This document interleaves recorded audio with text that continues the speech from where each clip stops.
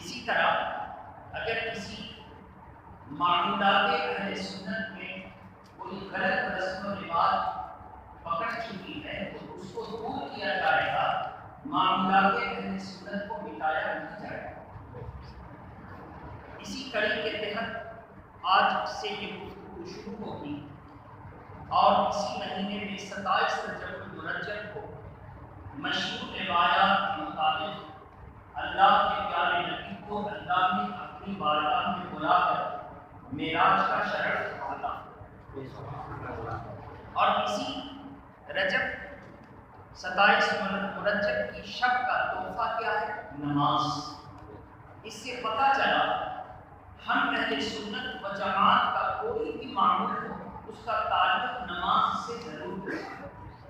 کیونکہ اللہ کے پیارے نبی نے ایک دم واضح فرما دیا ہے کہ جو نماز نہیں پڑھتا اس کا کوئی عمل قبول نہیں ہوتا۔ اب جب کوئی نماز نہیں پڑھتا اس کا کوئی عمل قبول نہیں ہوتا، اور پھر فرمایا کہ اگر وہ مرے گا تو حامان، شداد اور قارون کے زمرے میں اس کو اٹھایا جائے گا۔ اتنی بڑی سخت وعید ہے۔ اور پھر اس کے بعد نماز کے تعلق سے اللہ کے پیارے رسول نے جماعت میں تحریر دے دی، یعنی لوگ کم مقدار میں جماعت کے ساتھ نماز پڑھتے ہیں۔ تو پوچھا تو لوگوں نے کہا کہ پتہ نہیں لوگ جماعت میں کم آتے ہیں۔ تو اللہ کے پیارے نبی نے فرمایا کہ جی میں یہ آتا ہے کہ میں لوگوں سے کہوں کہ نماز عشاء کی کوئی امامت کر دے، اور میں چلا جاؤں ان کے گھروں کے پاس جو نماز جماعت کے ساتھ نہیں پڑھتے، اپنے گھروں میں پڑھتے ہیں، اور ان کے گھروں پر لکڑیاں ڈال کر ان کو اور ان کے گھروں کو جلا دوں۔ اب آپ اندازہ کریں کہ جماعت نہ پڑھنے کی وجہ سے ان کے اور ان کے گھروں پر آگ لگانے کا ارادہ اللہ کے پیارے نبی نے کیا۔ اب کوئی یہ کہے کہ اللہ کے نبی رحمت للعالمین نے ارادہ کیا ہے، عمل تو نہیں کیا ہے، تو نبی کا ارادہ کیسا ہوتا ہے اس کو بھی سامنے رکھنا ہے کہ اگر وہ کسی چیز کا ارادہ کر لیں تو اللہ کی بارگاہ میں اس ارادے کی مقبولیت کا عالم کیا ہے۔ محبت کے ساتھ درود شریف پڑھیں۔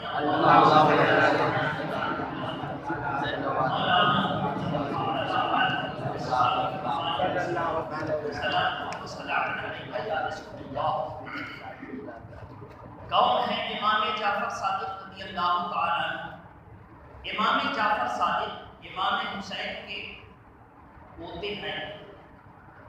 امام حسین کے بیٹے زین العابدین کے بیٹے امام باقر کے بیٹے امام جعفر صادق اس لیے کہ ان کی والدہ کی طرف سے سیدنا ابو بکر صدیق رضی اللہ تعالی عنہ کا نسب مادری نسب ملتا ہے، تو ابو بکر صدیق کی وجہ سے ان کو صادق کہا جاتا ہے۔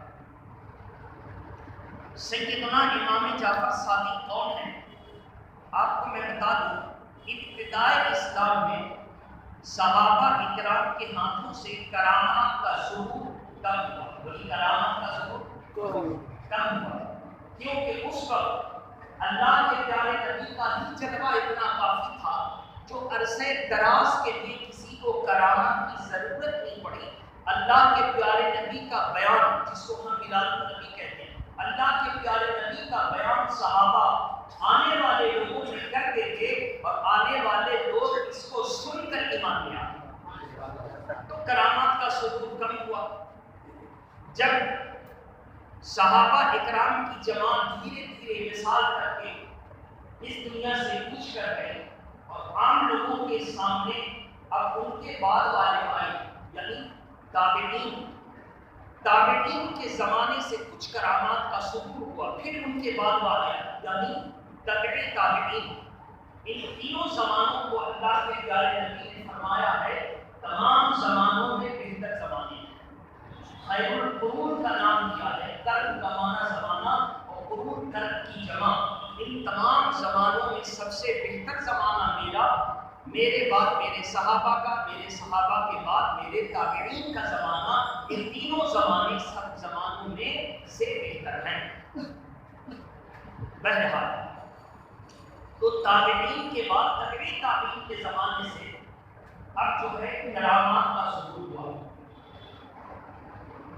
تابعین اور تابعین کے زمرے میں جو سب سے بزرگ نام آئے گا، تابعین کے زمرے میں وہ امام اویس قرنی کا نام آئے گا اور امام جعفر صادق وغیرہ کا نام آئے گا۔ امام جعفر صادق رضی اللہ تعالی عنہ سفر کر رہے ہیں، ایک ننگے اور بھوکے نے ان سے کھانے اور کپڑے کا سوال کیا اور ان کے بدن پر خود دیکھا کہ یہ عام سادہ سا لباس پہنے ہوئے ہیں، فقیر معلوم ہوتے ہیں، یہ ہمیں کیسے دیں؟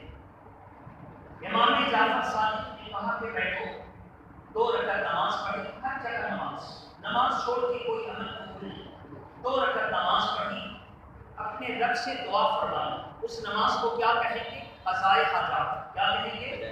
یہ قضائے حاجات، ضرورتیں پوری ہونے کے لیے اپنے رب کو راضی کرنے کی نیت سے جو نماز پڑھی جاتی ہے اس کو کیا کہتے ہیں؟ حاجات پوری ہونا۔ قضا کا مطلب پوری ہونا، حاجات میں ضرورتیں پوری کرنے کے لیے اللہ کی بارگاہ میں جو نفل پڑھی جاتی ہے اس کو قضائے حاجات۔ قضائے حاجات پڑھی اور پڑھنے کے بعد ہاتھ اٹھا کر کے دعا کی تو اس مسافر نے دیکھا کہ آسمان سے ایک طبق، جس کو ہم لوگ سینی کہتے ہیں، ایک طبق بھرا ہوا، وہ بلکہ طباق اترے اور اترنے کے بعد اس کے کپڑے تھے اور انواع و اقسام کی کھانے کی چیزیں تھیں پھلوں کے اعتبار سے۔ تو سرکار امام جعفر صادق نے خود بھی لیا اور اس کو کھلایا۔ اس نے اعتراض کیا کہ امام خود آپ امام نہیں، اس نے کہا کہ حضرت آپ خود لے کے ہمیں بھی نواز کی، تو اپنے بھی لیا اور اس کو بھی کپڑے اور کھانے دیے۔ تو وہ آگے بڑھا، نہیں پہچان رہا تھا کہ یہ امام جعفر صادق ہے، وہ سمجھ رہا تھا کہ کوئی ریگستان میں اللہ کا ولی ہے جو عبادت و ریاضت کے لیے اپنا وقت ریگستان میں جنگل میں دیا ہوا۔ امام جعفر صادق نے اپنی راہ لی، اس نے اپنی راہ لی، آگے چل کر کہتا ہے اس علاقے میں ہم کو بزرگ ملے تھے، ان میں ہم نے یہ کرامت دیکھی۔ کہا تم نے پہچانا؟ کہا نہیں۔ کہا کہ بڑے نادان ہو، پتہ ہے وہ کون ہے؟ وہ کسی کو ملتے نہیں، اگر تم سے ملاقات ہو گئی تھی تو سنو وہ امام جعفر صادق ہیں۔ اب وہ افسوس کرتا رہا کہ اتنے بڑے بزرگ، نام تو سنا تھا امام حسین کے، ملاقات ہوئی اور نہ پہچانی کی وجہ سے میں ان سے کچھ دے نہ سکا۔ یہ جو کپڑے اور کھانے یہ تو دنیا ہے، مجھے تو دین حاصل کرنا۔ دنیا کپڑا پہن لیا، پھٹ گیا، کھانا کھایا، ہضم ہو گیا، بات ختم ہو گئی، لیکن دین حاصل کر دیتا تو یہاں بھی کام آتا اور وہاں بھی کام آتا۔ اب وہ افسوس کر رہا ہے۔ بہرحال میرے عزیزو، امام جعفر صادق رضی اللہ تعالیٰ عنہ سے کسی دہریہ کس کو کہتے ہیں؟ آپ ذرا سے توجہ دیں۔ دہریہ کہتے ہیں جو اللہ کی قدرت پر یقین نہیں رکھتا اور وہ موسم پر یقین رکھتا ہو۔ مثال کے طور پہ بہار کا موسم آئے گا تو پھول کھلے گے، پتجھڑ کا موسم آئے گا تو پتیاں سوکھ کر گریں گی، نئے پتے آئیں گے۔ کوئی اگر چاہے کہ یہ پتجھڑ کا موسم ہم کسی بھی مہینے میں لے آئیں تو نہیں ہو سکتا ہے۔ تو اس کو کہا گیا ہے کہ یہ سسٹم موسم کے اعتبار سے منسلک ہے، وہ موسم آئے گا تو سسٹم اپنا نہ ہوگا۔ تو دہریہ سسٹم پر یقین کرتا ہے اور ہم لوگ سسٹم بنانے والے پر یقین کرتے ہیں۔ اس کو ذہن میں رکھیں، یہ آپ سمجھ چکے، تو اب اس کو ہم بات رکھیں۔ تو اس نے کہا کہ یہ کھجوروں کے پھل آنے کا موسم نہیں ہے، سارے کھجوریں جھنڈ ہو چکے اور ان میں پتیاں پرانی ہو چکی اور ان میں پھل غائب ہے۔ اگر آپ اتنے پاورفل ہیں، با کرامت ہیں، تو آپ ان درختوں کو حکم دیجیے تاکہ بارآمد ہو جائیں۔ انہوں نے فرمایا کہ تو میرے رب کا ادنا کرم ہے، کہ کوئی بڑی بات ہو رہی ہے۔ تو بس اس نے چیلنج کر دیا کہ جب تک موسم نہیں آئے گا یہ پھل آئیں گے نہیں۔ فرمایا کہ موسم میرے رب کے قدرت اور اختیار میں ہے، وہ جب چاہے بے موسم پھل عطا کر دے۔ اور قرآن مجید کی آیت کریمہ اس بات کی گواہ ہے کہ جب حضرت مریم علیہ السلام کے منبر پر بے موسم پھل حضرت زکریا علیہ السلام اللہ کے نبی نے دیکھے تو انہوں نے اس کو دیکھ کر کے ذہن بنا لیا کہ جب بے موسم دنیا کے پھل مریم کو مل سکتے ہیں تازہ تازہ تو ہم بھی بوڑھے ہو گئے، اولاد کا زمانہ چلا گیا، اولاد کا زمانہ، مگر جب بے موسم مریم کو اللہ عطا فرما رہا ہے ہم بھی مانگے، ہم کو بھی ضرور ملے گا۔ اور زکریا علیہ السلام نے دعا کی مریم علیہ السلام کی ممبر کے قریب کھڑے ہو کر کہ مولا بے موسم پھل اس بندی کو تم نے دیا، اس پر ہم کو رشک ہے اور ہم دعا کرتے ہیں کہ اور عطا فرما، مولا اس بوڑھے کو اپنی طرف سے اولاد عطا فرما۔ دعا فرمائی تھی اور دعا کرنے کے بعد پھر نماز چھوڑ کر کے کوئی عمل نہیں، دعا کیا اور نماز کے لیے نیت باندھی، اور جب نماز میں مشغول ہو گئے تو حالت نماز میں جبریل امین آتے ہیں اور حالت نماز میں بشارت دیتے ہیں، پکار کر کے کہتے ہیں یا زکریا انا نبشرک بغلام اسمہ یحییٰ، اے زکریا پیغمبر خوش ہو جائیے کہ اللہ نے آپ کو ایک ستھری اولاد یحییٰ نبی سے نوازا ہے۔ پھر نماز ادا کر دی، اور جب نماز ادا کر دی تو پھر سجدہ شکر ادا کیا کہ مولا تیرا لاکھ لاکھ شکر ہے کہ بڑھاپے میں تو نے مجھے اولاد کی نعمت عطا فرمائی۔ بہرحال تو میرے محترم بزرگ اور دوستو، حضرت امام جعفر صادق نے فوراً نماز پڑھی اور دعا کیا تو بے موسم وہ درخت تر و تازہ ہوا، پھول آئے اور اس کے بعد فوراً پھل لگنے لگے، دیکھتے دیکھتے پھل پک گئے تو اس کو ہدایہ اور تازہ پکی ہوئی کھجوریں گرنے لگی، اس کو دیا، کہا کہ سن تو کہتا ہے موسم لاتا ہے، میں کہتا ہوں موسم تو ایک دستور ہے، ایک سسٹم ہے، لاتا میرا خدا ہے، موسم آ جائے اور کسی کے درخت میں اللہ کی مرضی نہ ہو، آئے جائے کوئی مطلب نہیں، پھل اس کے درخت میں نہیں لگ سکتا، پھل نہیں لگ سکتا۔ تو میرے محترم بزرگ اور دوستو، بہرحال تو اس نے توبہ کیا اور سچے مذہب پر قائم ہوا، یعنی اس نے اپنی بری نیت، برے عقیدے یہ سب کچھ سمانا کرتا ہے، اللہ سسٹم بنا کر بیٹھ گیا، اس کا کیا ہے مقصد؟ اللہ سسٹم بنا کر بیٹھ گیا، اب اللہ کچھ نہیں کرتا، جو ہوتا ہے سب سسٹمیٹک ہوتا ہے، یہ ان کا عقیدہ۔ مسلمان کہتا ہے اللہ بیٹھنے سے پاک، اللہ آنے جانے سے پاک، اللہ ہر جگہ موجود ہے اپنے علم کے اعتبار سے، اس اعتبار سے اپنے علم کے اعتبار سے ہر جگہ موجود ہے، اور وہ سسٹم کو دیکھ رہا ہے، جب چاہتا ہے جو چاہتا ہے وہ حکم دیتا ہے اور وہ چیز ہو جاتی ہے، وہ چیز ہو جاتی ہے۔ یہی ہے دونوں میں فرق، اور اسی نظریے کا حامل تھا سر سید احمد خان۔ سر سید احمد خان دنیاوی اعتبار سے 17 اکتوبر کو اس کا جو ہے اس کی موت مناتے ہیں لوگ، اور اسکولوں میں اور دیگر جگہوں میں اس کے لیے تقریبات منعقد ہوتی ہیں، یہ دنیاوی اعتبار سے جو چاہے کریں، لیکن عقیدتاً وہ اچھا انسان نہیں تھا، عقیدہ کے اعتبار سے وہ اچھا انسان نہیں تھا۔ میرے محترم وہ انگریزوں کو خوش کرنے والا تھا، اور انگریز کی چاپلوسی تو بہتوں نے کی، اس کے باوجود اس کے عقیدے گندے تھے، اور اس کا سب سے گندا عقیدہ تھا کہ قرآن مجید میں جو فرشتہ اور گروہ کا ذکر ہے یہ خیالی کیا ہے، ایسا ہے نہیں، فرشتہ اور روح نیکیوں کو کہتے ہیں، اور نیکیوں کے تصورات کا ایک خیال ہے جو فرشتہ اور روح سے تعبیر کیا گیا، اور شیطان کو کہتا تھا یہ خیالی مخلوق ہے، ایسا ہے نہیں، یعنی شر کرنے والی صفت جو آدمی کے اندر ہوتی ہے اس کو شیطان کہہ دیا گیا، تو ایک خیالی چیز ہے یہ، نہ فرشتے کا وجود ہے، نہ روح کا وجود ہے، اور نہ شیطان کا وجود ہے، یہ خالی مانگا تھا۔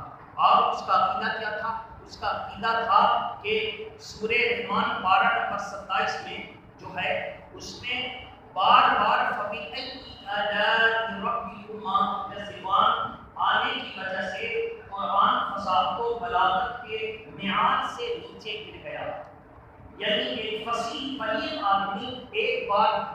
بات کو بار بار نہیں بولتا. ایک بات کو اگر کوئی ایک بات کو بار بار بولتا رہے تو اس کو ہم لوگ اپنی زبان میں کیا کر رہے ہیں کہ پتیا کو گھوس رہا, تو آدمی برا مانتا ہے نا. تو ایک بات کو بار بار بولنا یہ اس کے فساد و بلاغت کے بیان سے گر جانا ہے. تو اس کا جواب تو بہت کچھ ہے, لیکن یہاں پر تازہ کریں جو اللہ کے قرآن پر آیت آنے میں اس طرح کا شک پیدا کرے وہ سب ہو سکتا ہے, مسلمان نہیں ہو سکتا. یہ تو ہوئی بات عقیدے کی. عملی طور پر دیکھیں کسی بھی مدرسے میں سر سید احمد کی فاتحہ نہیں منائی جاتی. کسی بڑے بڑے مدرسے میں جہاں بھی دیکھ لیجیے کسی سنی کے ہاں سر سید کی فاتحہ نہیں منائی جا سکتی. یہ اسکول کا معاملہ ہے, اسکول تک محدود رکھتا ہے. تو چونکہ ہم کو گورنمنٹ کو دکھانا ہے کہ تم کہتے ہو جاہل قوم ہیں, جب تم بستی پہن کر کے گھومتے تھے تو ہم نے یونیورسٹی کھانی تھی. یہ معاملہ اصل میں کھانا رہتا. جب تم کو کپڑے پہننے نہیں آئے تھے اس وقت ہماری یونیورسٹی چل رہی تھی, جس وقت تم کو کپڑے پہننے نہیں آئے تھے. ہم اس کو دکھانے کے لیے اس وقت کی یونیورسٹیوں کا ذکر کرتے ہیں. اس میں سر سید احمد جو ہے ہر یونیورسٹی کا نام آتا ہے, اور اس یونیورسٹی کا نام بھی اس لیے دیتے ہیں تاکہ ہم لوگوں کو بتا سکیں کہ جس وقت تہذیب و تمدن نے تم کو روشن نہیں کیا تھا اس وقت ہمارے روشن کے مینار منور تھے اور اسے علم بانٹ رہے تھے. بہرحال لیکن یہ اچھی بات ہے کہ اس میں آج وہ صحیح العقیدہ علماء کی پوسٹنگ ہے اور وہ اس کے خرافات کو دور کرنے کی پوری کوشش کرتے ہیں. اور جب کوئی بات اس طرح آتی ہے تو فوراً اس اتنی بڑی جو یونیورسٹی میں رہ کر کے اس کا استباق کرنے کی کوشش کرتے ہیں تاکہ یہ برائی عام نہ ہو جائے, اس طرح ہی رہ کر ختم ہو جائے. درود پاک پڑھیں اللہم صلی علی مولانا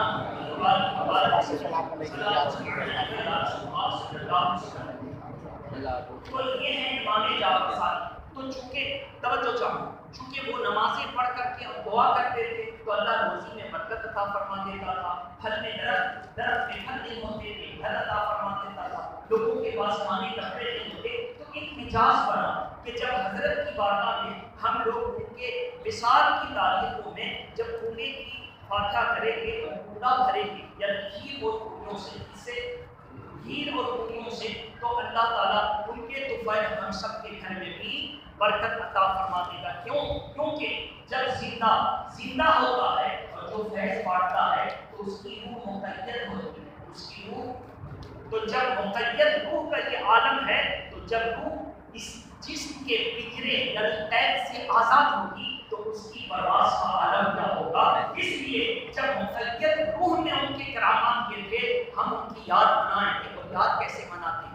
شریعت کے خلاف نہیں, شریعت کی روشنی میں باوضو ہو کر باادب اور بتاتے ہیں. پھر اس پر فاتحہ پڑھتے, فاتحہ میں قرآن پڑھتے, درود شریف پڑھتے, پھر اس کا ثواب ان کو بخش دیتے. تو اس امید پر کہ سرکار ہم بھی آپ کے غلام اگرچہ آپ کے زمانے میں نہ ہوئے لیکن یہ زمانہ آپ کے نانا کے حوالے سے تو آپ ہی کا زمانہ ہے, لہٰذا اس غریب پر بھی کرم فرما دیجیے اور میرے گھر کے گردے میں برکت عطا فرما.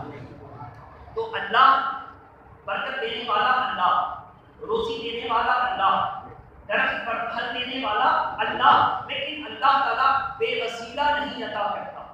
اور یہ بے وسیلہ عطا نہیں کرتا, چاہے وہ روزی کمائی کا وسیلہ ہو, چاہے وہ محنت کا وسیلہ ہو, چاہے دعا کا وسیلہ ہو یا صحت ملی چاہے دوا کا وسیلہ ہو, لیکن اللہ کا کرم برستا ہے تو وسیلے کی بنیاد پر برستا ہے. تو میرے محترم بزرگ اور دوستو آپ دیکھیے نا, درخت میں جو پھل آتے ہیں پہلے ایسی کو مانتے ہیں کہ سب کچھ سسٹم سے ہوتا ہے. تو ہم کہتے ہیں چلو سسٹم سے بھی مانو, لیکن یاد رکھو سسٹم وسیلہ ہے. کیا ہے؟ سسٹم وسیلہ ہے, پھل دینے والا خدا ہے. ہمارا عقیدہ ہے یہ سسٹم کیا ہے؟ وسیلہ ہے. یہ سسٹم وسیلہ ہے. ہم لوگ کعبہ کی طرف نماز پڑھتے ہیں, کیا کعبہ خدا ہے؟ زور سے بولیے. نہیں, کعبہ اللہ تک پہنچنے کا وسیلہ. زور سے بولیے. کعبہ اللہ تک پہنچنے کا وسیلہ. کیا نماز خدا ہے؟ نماز اللہ تک پہنچنے کا وسیلہ ہے. تو یہ وسیلے ہیں بھائی. اگر کوئی چاہے تو بیٹھا بیٹھا خدا تک پہنچ جائے اللہ کا نام لیتے لیتے, لیکن نہیں, اللہ نے قرآن میں کہہ دیا کہ جب تم مجھ تک پہنچنا چاہو اور بے وسیلہ مجھ سے گفتگو کرنا چاہو تو نماز کو وسیلہ بنا. اس کو بنا لو، نماز کو وسیلہ بنا لو، اور جب میری یاد آ جائے تو نماز میں آ کر مجھ سے گفتگو کر لیا کرو، جب میری یاد آ جائے تو نماز میں آ کر مجھ سے آخری بات۔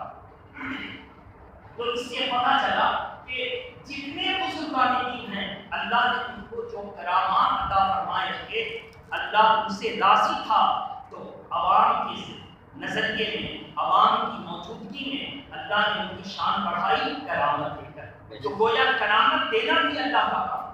کوئی اگر خود سے چاہے کہ ہم کرامت دکھا دیں، ایسا ہو نہیں سکتا، ایسا ہو نہیں سکتا۔ اس لیے بزرگان دین نے نماز پڑھی اور دعا کی کہ مولا اس نے مجھ سے مانگا ہے، مولا میری لاج رکھے، تو اللہ نے اپنے اس نیک بندے کی لاج رکھی اور اس کو عطا فرمایا۔